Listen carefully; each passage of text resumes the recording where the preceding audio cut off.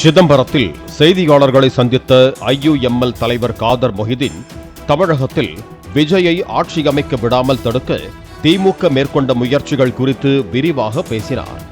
அப்போது கொளத்தூர் தொகுதியில் வாக்கு சேகரிப்பின் போதே மக்களின் மனநிலை மாறியிருப்பதை அறிந்து திமுக தலைமையிடம் தெரிவித்ததாகவும், அதனை சரி செய்ய அவர்கள் என்ன நடவடிக்கை எடுத்தார்கள் என்பது தெரியவில்லை என்றும் IUML தலைவர் காதர் மொஹிதீன் தெரிவித்தார்.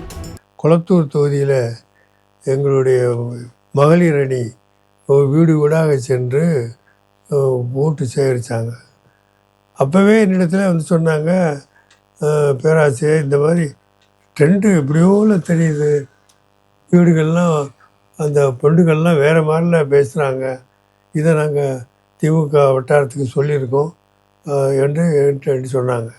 ஏதோ மாற்றங்கள் வரப்போகிற மாதிரி பேசுகிறாங்க, பெண்கள் மத்தியில் நம்ம நினச்ச மாதிரி திமுகவுக்கு ஓட்டு போடுவாங்களாம் சந்தேகமாக வருத பேச்சுக்கள்லாம் இப்படி வந்துச்சுன்னு கொளத்தூர் தொகுதியில் உள்ள எங்கள் முஸ்லீம் லீக் சம்மந்தமான மகளிர் அணி எல்லா வீட்டுக்கும் போய் வந்து என்னிடத்து சொன்னாங்க.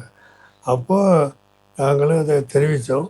அதுபடி அவங்க என்ன நடவடிக்கை எடுக்க தெரியல. தேர்தல் முடிவுக்கு பின்னர் எடப்பாடி பழனிசாமியை முதலமைச்சர் ஆக்குவதற்கு திமுக ஆதரவு கொடுப்பது போல ஒரு கருத்து சொல்லப்பட்டதால் முதலில் தாவேக்காவுக்கு ஆதரவு கொடுப்பதில் தாமதம் ஏற்பட்டதாக தெரிவித்த காதர் மொஹிதீன், வருகிற 20ஆம் தேதி கட்சி பொதுக்குழு கூடுகிறது, அந்த கூட்டத்தில் திமுகவில் தொடரலாமா வேண்டாமா என முடிவு செய்வோம் என்றார். தமிழ்நாட்டில் உள்ள ஆண்கள் பெண்கள் நாம் எதிர்பார்க்காத இடங்கள்ல இருந்து இரவு பகலாக வந்து எங்களை பெஸ்டர் பண்ணாங்க. சுப்ரீம் கோர்ட்டுடைய தீர்ப்புகள் அடிப்படையில் நல்லது இல்லை அப்படிங்கிற முறையில் தான் நாங்கள் என்ன பண்ணோம், திரும்ப முஸ்லீம் லீக்குடைய உயர்மட்ட குழுவை அடுத்த நாள் 11 மணிக்கு கூப்பிட்டு தான் நாங்கள் முடிவு பண்ணி ஆதரவு கொடுக்குறேன்னு நாங்கள் சொன்னோம். எங்கள் கட்சி 20ஆம் தேதி கூடுது, பொதுக்குழு கூடுது, அந்த கூட்டத்தில் நாங்கள் முடிவு பண்ணுவோம். பிளே ஸ்டோர் மற்றும் ஆப் ஸ்டோரில் இருந்து பாலிமர் செயலியை QR கோடு மூலம் பதிவிறக்கம் செய்யுங்கள். செய்திகளை உடனுக்குடன் பெறுங்கள்.